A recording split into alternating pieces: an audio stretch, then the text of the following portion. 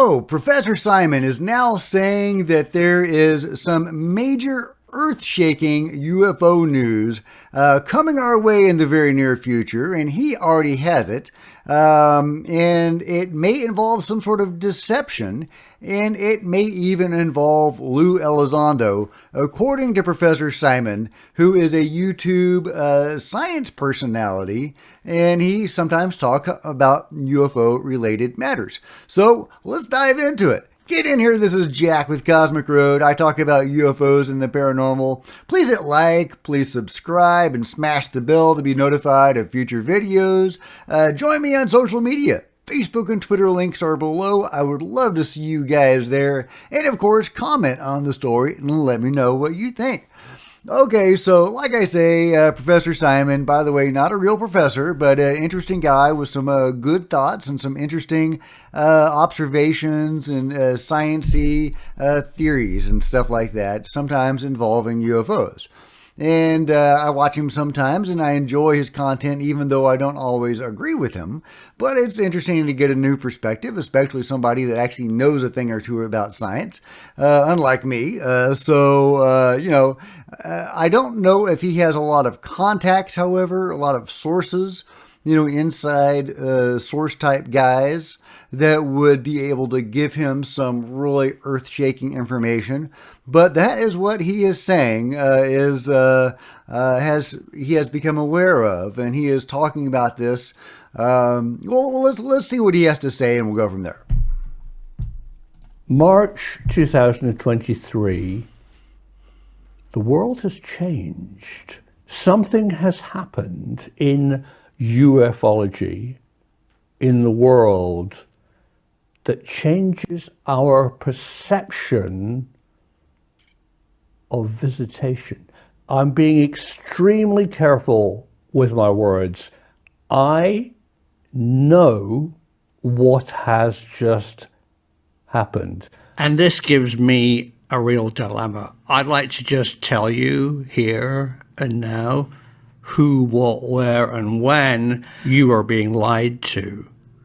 But to explain fully the people who aren't telling you the truth, I have to protect myself.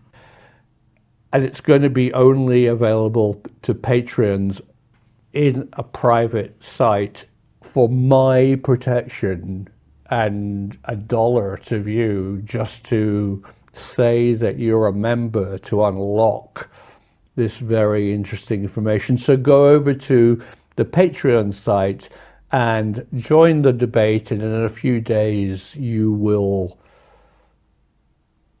hear a bombshell about what's really going on. A big clue: in the American UFO encounter community right now, there's been an enormous change of people with a new insight into who knows what and who's not telling the truth. See you there. Whoa, what a tease. I mean, really. So he's hiding this really juicy information behind a paywall. I mean, that's a good, I don't want to say scam, but that's a good way to get some people to sign up for your Patreon. I'm not a Patreon member of his, and I'm not about to join based on that vague tease, no matter how juicy he's purporting it to be. But there are people in this Twitter thread, or at least one person, who says they are PayPal members, or Patreon members of his. So let's just go to that person. Let's see, it was down here. Here we go. I saw the Patreon video, this person says. In essence, it's about Lou Elizondo being a disinformation agent, always has been, etc., and that the professor has recently gotten proof in all such things. Very informative. She goes on to say there are 2 videos to this. In one, he talks about the situation at hand and his personal thoughts on it after receiving certain info. And in the other, he's in a group call with webcam with 3 other individuals. All in all, very interesting and well worth the euro. And this person doesn't provide any more insight or information about that. But yeah, so Professor Simon has apparently gotten some juicy info that Lou Elizondo is a disinformation agent and always has been. So I of course, call BS on this. Sadly, Lou has some powerful enemies within the government and also without the government, right? So if this information is coming from, Susan Goff or, Bray and Moultrie or Kirkpatrick or any of those guys, you can automatically discount it. Because they have already tried to smear Lou in the past by putting out, statements that he never worked for ATIP or anything, only to be roundly debunked time and again by people like Harry Reid himself, who released the letter that shows that Lou Elizondo was indeed the director of ATIP. And so we can safely discount it if it's coming from those sources, or if it's coming from sources that are allied to Stephen Greer, for example, who has made himself a major enemy of Lou based on his own sheer unbridled ego. He can't stand that anybody else could have the spotlight on this issue. And he can't stand the fact that Lou Elizondo has become the face of UFO disclosure and not himself. Now, I shared my thoughts that were in favor of Stephen a couple of days ago. And as much as I, value his contributions to ufology, in particular CE5, because I think CE5 is an invaluable asset going forward, and it could provide individuals to have direct contact with the phenomenon. And I think that's huge and can't be understated.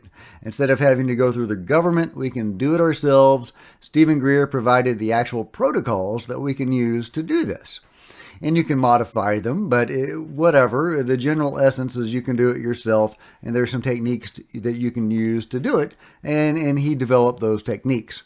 Now, of course, he tries to make a buck off of it, and whatever.